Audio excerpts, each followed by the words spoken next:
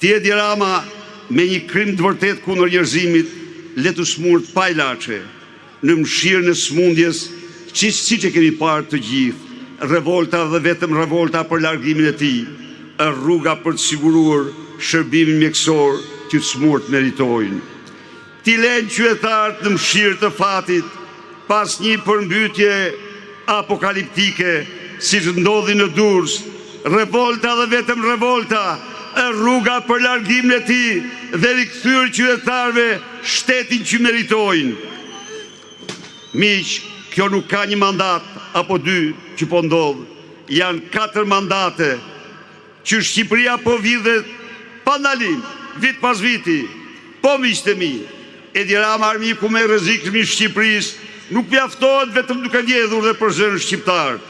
Por ai tani, pasi Bashkimi Evropian i tha se duhet përballet me ligjin, duhet përballet me drejtsinë për pasurinë që u ka vjedhur shqiptarëve ai dhe ministrat e tij si organizatë kriminale, ka vendosur të shkpusë Shqipërinë nga integrimin në Bashkimin Evropian, të shkatrojë ëndrrën e 10 brezave të këtij kombi për Shqipërinë, zojnë në Europë.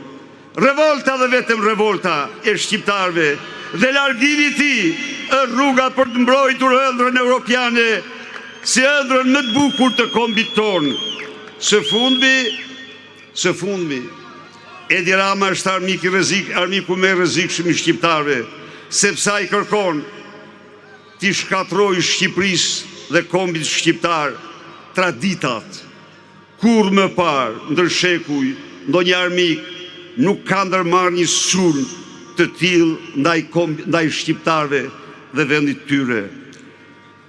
Dhe nga të gjitha dëmet që Edi Rama i ka shkaktuar Shqipërisë, vetëm kjo nuk riparohet, sepse nëse ne nuk parandalojmë atë sot, ajo do jetë rrënimtare përfullimisht për ne. Shqipërinë e larguar mund ta rikthejmë me politika dhe incentivat e duhura. Parat e vjedhura do t'i gjejmë dhe t'ja u kthejmë një për një qytetarëve. Rrogat, pensionet, minimum jetik do t'i 2-3 fishojmë. Të gjitha këto janë pjesë e programit tonë që paraqitëm në maj. Por miqtë e mi, nëse lejojmë këtë sekt anti-shqiptar të shkatrojë me të shenjtën familjen shqiptare, de facto është shkatrimi i Shqipërisë. Sepse familja ka qenë historikisht shtylla më kryesore e ekzistencës sonë.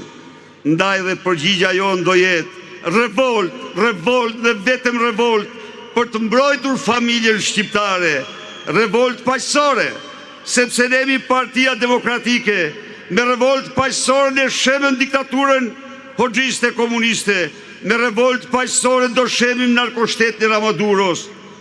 Por ama, me revolt paqësore ndaj një armiku i cili e ka çuar Shqipërinë në pikën më kritike të ekzistencës saj. Çdo shqiptar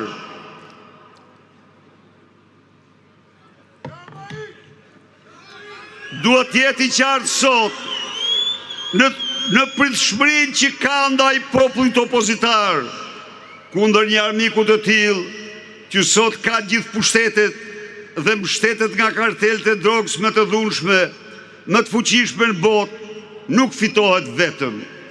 Të gjithë e pat ju se çfarë ishte Edi Rama i aftë të bëj kundër gjykatës kushtetuese për të mbrojtur vjedhjet e tij. Ndaj cili do që mendon se një opozit mund fitojë zgjedhjet kundër atij, është jashtë i realiteti.